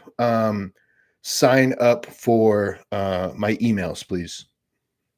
There's not going to be like spam bullshit where I'm trying to sell you shit or anything like that. It's just for updates and reminders, and you can respond to all those emails and drop questions in there, ideas, anything like that. Dad Strength Daily, curious if you don't mind sharing what percentage of your clients plan to compete. So the plan to is hard to answer, but in total, let me try to do the math. I'll give you a rough number. Like probably only a quarter of my clients are actually competitive bodybuilders. Whether that means they're literally in prep right now or they plan to be at some point this year. So yeah, if I had to give you a rough percentage, it's about 25%. So about a quarter of my guys and girls are active, ambitious competitors.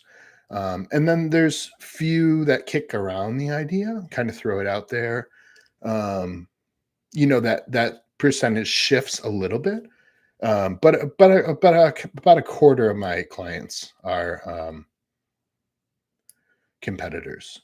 So most people would think it's more than that, but the thing is, like, competitors just take more photos and tag me in more stuff on Instagram.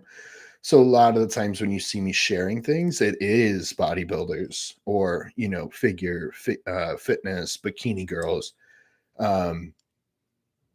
It is those are the people that are taking the most gym photos and tagging me in them, and then I'm sharing them on my stories and things like that. So people would think that the percentage is much higher, but that's where that comes from.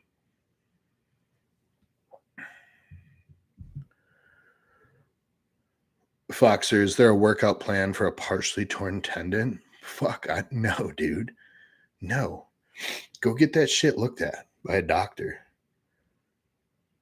Fucking don't fuck with it. That's what I would do.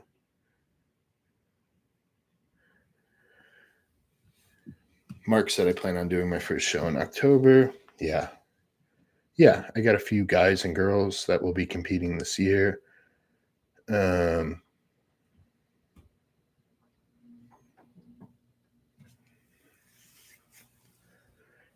Yeah, is there a workout plan for a partially torn tendon? It depends what tendon it is, and I don't know. You can work around it, probably.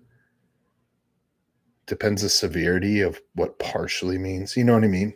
So it's hard to say. That's very hard to answer.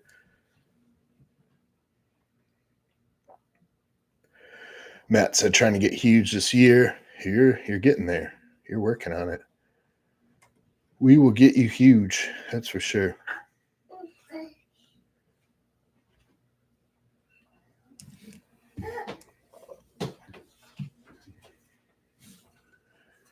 All right. Let's see. What's your view on fasted cardio? Can't get myself to do it. It would be tough with my kids / work schedule. I mean, if you're fucking up your life to do it, then it's not worth it. But I love fasted cardio. So my view on it is it is the best form of cardio if you're able to do it without fucking up your life and your sleep and your routine. But if you can make it fit into your routine, then I do think it's the best. And what I mean by best, it doesn't mean it's any more effective at burning fat per se. I just think there's a lot of like small side benefits that come with fasted cardio. I just like to start my day that way. Like that's what I mean when I say it's the best. And I have cardio equipment in my basement, so um, I can literally just go down there and first thing roll out of bed and go hit the cardio. You know what I mean? It's like it fits my life. But if I had to like fucking if I had to go out of my way to make fasted cardio fit my life, no, fuck no, dude. I'm doing post workout instead. I'm going to do post workout instead, you know, because that would be your next closest thing to fasted, right? Um, so yeah, if it's like, and unless you're saying it's tough, just because like you have to move a few things around, it seems like an inconvenience. Or if you're saying it's tough, like, man, I would have to change all my entire day to make it happen. But if you just have to make like a few small adjustments to make it happen, then yeah, I think it's a good thing. But if it's gonna fuck up your whole schedule, then dude, I wouldn't even think twice about it. I wouldn't even bother with it. J Money, I've torn my wrist twice. I've never even heard of tearing your wrist. That's crazy. Most recent time I took a bunch of BPC and stayed out of the gym, healed about 4 times as fast as the first time. You're also young, dude. You're also young. And no offense to Foxer, but he's not as young as you. So your ability to recover is going to be a little faster than his. No offense, Foxer, but keep that in mind, Jay. And yeah, I mean the BPC definitely is a factor for sure. Um, Jonathan asks, "What is the margin of error that a bodybuilder can have, if any, when on prep?" I hope that makes sense. If you're talking about like adherence to a diet, um, I mean it depends on obviously all sorts of different factors, like how close are they to the show, um, how bad did they fuck up, you know, like is it their first time fucking up? Like, man, I just the margin of error, in my opinion, is zero. You shouldn't fuck up. Um, and if it does happen, you just move on. You just move on. One off plan diet mistake is only one meal away from being right back on plan. So guys, girls, like people fuck up, dude. You know, it's hard. It's hard to prep for a competition. Sometimes you're very hungry.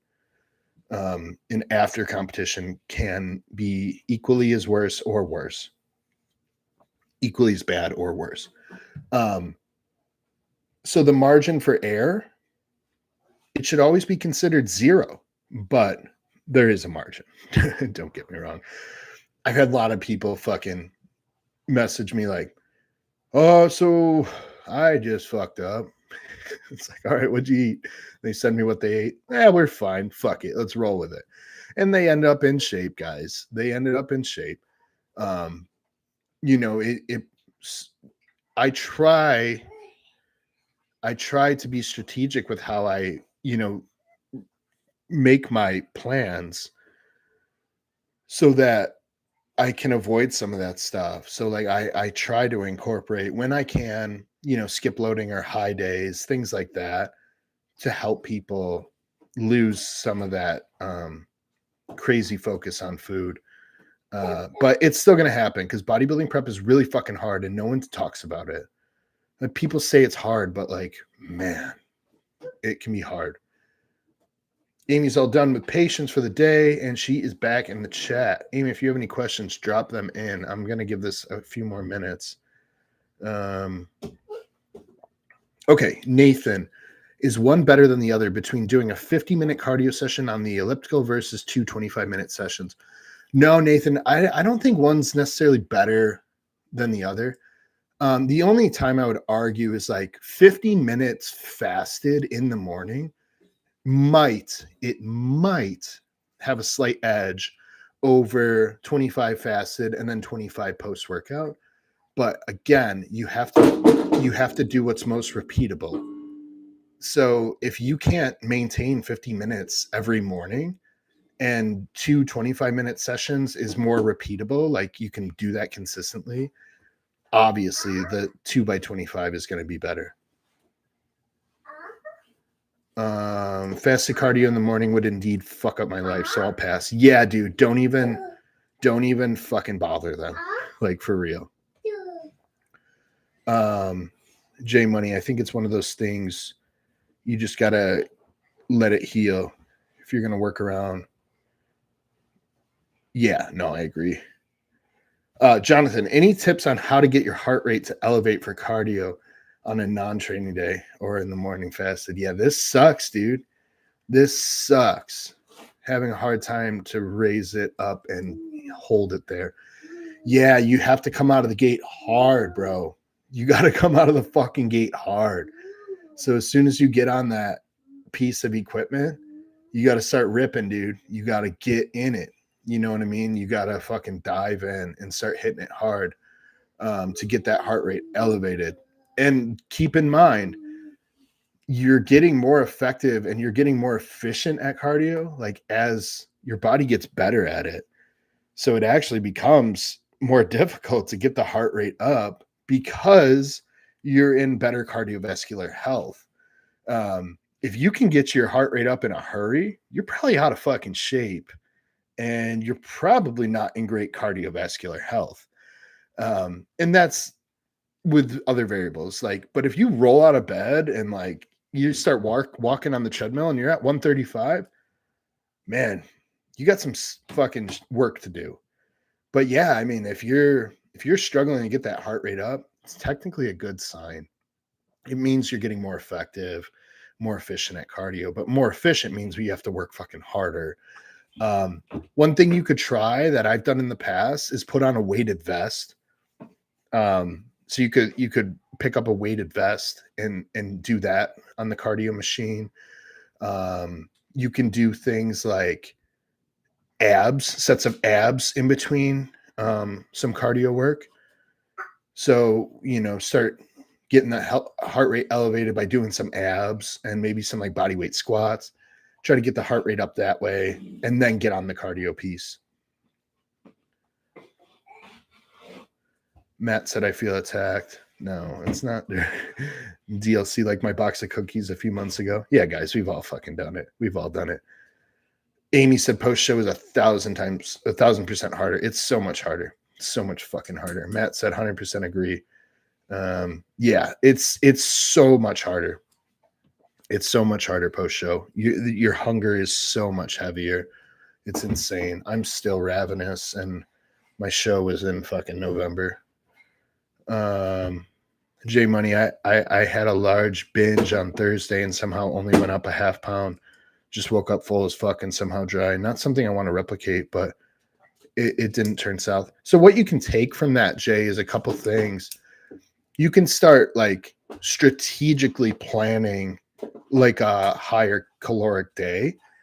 So don't turn it into a binge, but instead, like if Thursday's your day, for example, I had a large binge on Thursday. Yeah. So like if Thursday you want to start making that like a high carb day, man, you said you only went up a half pound and you woke up full and still pretty dry.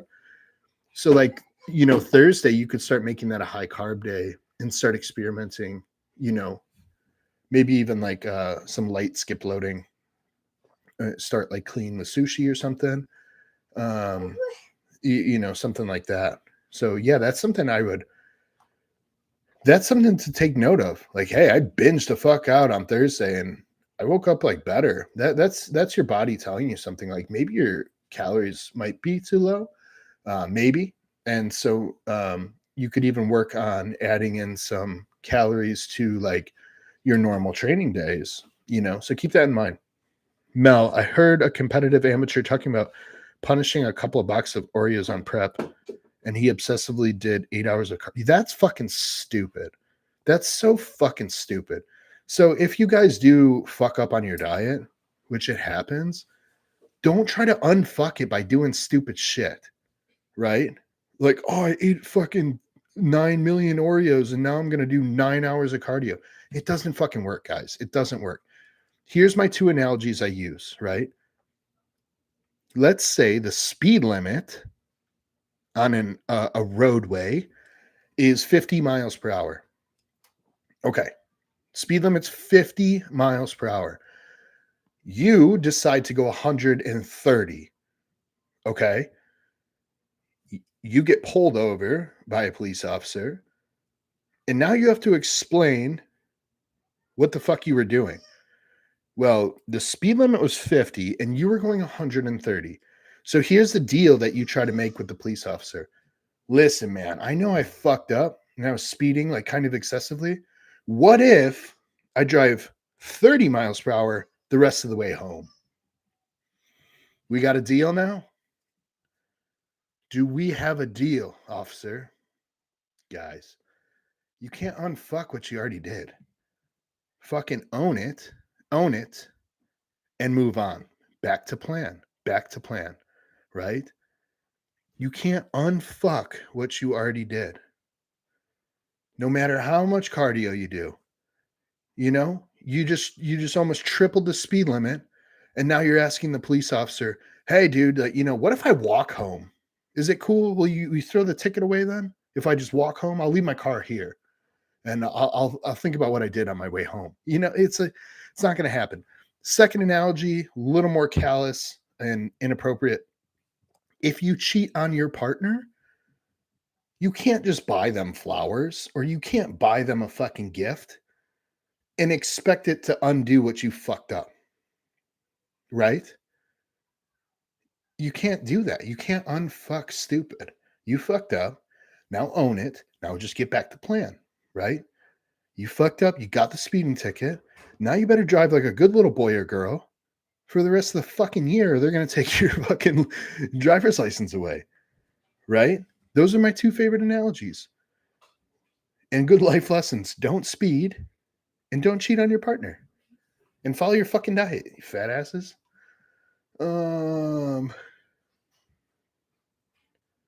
Yeah, Matt says doing some sprints before the steady state or a weighted vest, Jonathan. Those are good ideas to help get that heart rate up in a hurry. I know it's hard, dude. You roll out of bed cold and you're trying to get that heart rate up. Fuck, I know it's tough. Dad Strength Daily. Any opinions on whey protein versus casein? I normally use whey, but just bought some casein from Legion to try it. I'm hoping it'll be satiating in the evenings, hungry at night when kids wake me up. I don't have huge opinions on them. I really like I like when proteins have like a blend. Like Granite Supplements makes one that's pretty good. I don't like drink protein. I normally like eat it in some sort of way, or I make like a Ninja Creamy with it. Casein tends to make better Ninja Creamies than whey alone, just because casein's better for baking and cooking and mixing because it has a slightly thicker consistency. Same with like an egg white protein. So like certain blends, are a bit better for like cooking and Ninja Creamies and shit like that. But no, I if you're going to use like whey protein on its own, like a whey isolate, for example, and depending on what you're using it for, if you're just using it post workout, then you don't have to worry about it. But if you're using it as a meal replacement, you're definitely going to want to add some fat to it to slow it down, because it will digest rapidly. It will go through your bloodstream very quickly, unless you add some fat, a fat source, if your diet allows that, and maybe even some fiber to slow down how fast that whey reacts in the bloodstream. Casein is fast too. I know it's slower, but you got to remember, you don't have to fucking chew it. Like, it's powdered. There's no way it's going to be, there's no way it's not going to be quicker than a fucking piece of steak. You know what I mean? It's definitely going to get in that bloodstream quicker, but it is technically supposed to be slower, right? But yeah, either one, whichever one you're using, or you can do 50-50, you're going to want to add fat to it. So yeah, you could do some whey, mix in some casein, do like a 50-50, because you're saying hoping to more satiating in the evenings, hungry at night when the kids wake me up. Yeah, I would.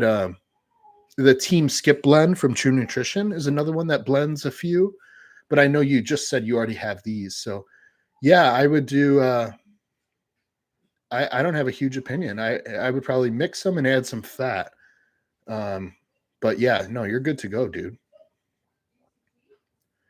Jay Money said, "Yeah, I'm going to keep a skip load type meal for my leg day on Saturdays. If training in the middle of the day, how would you implement 2 skip load meals, for example?" I would never fucking do a skip load before training. Absolutely not. Absolutely not. I never skip loaded on a training day, to be 100% honest with you.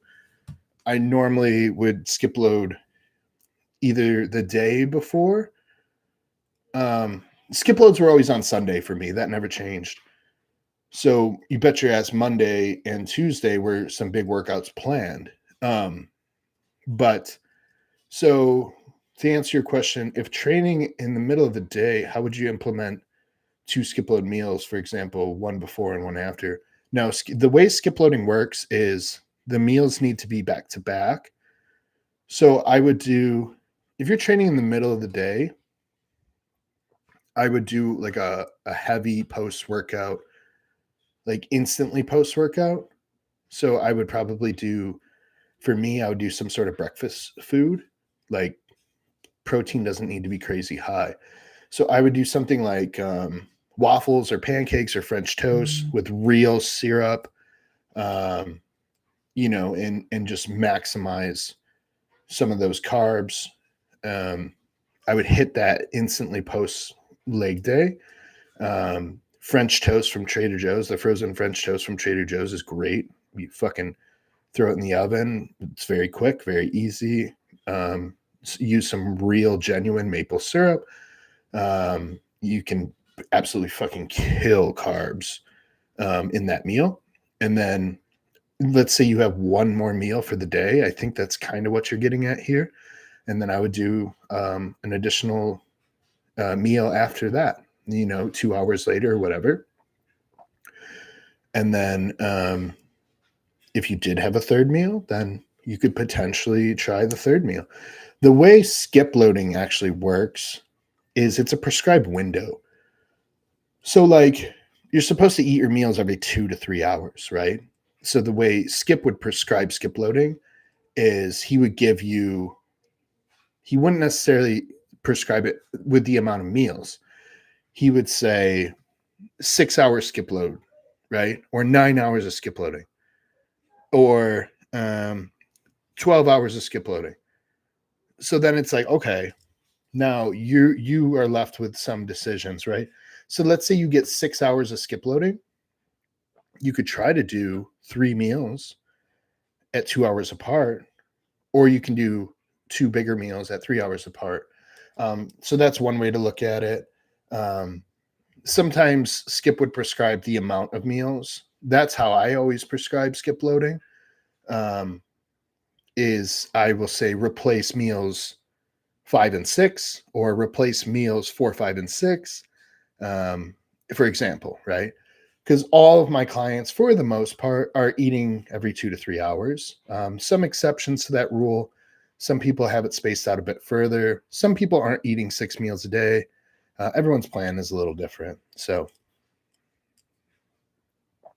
and you said great analogy. You can't uneat the Oreos. Yeah, yeah. So no amount of cardio in the world is going to save your ass. So you just move on, guys. If you fuck up, you fuck up on your diet. You just get back to plan. That's all it is. You just right back to it. No big deal. Fucking don't beat yourself up over it. Fucking, I hope you enjoyed it. Now move on. Move on. Yeah, Tom says, I'm pretty sure True Nutrition makes blends. Yeah, the Team Skip blend.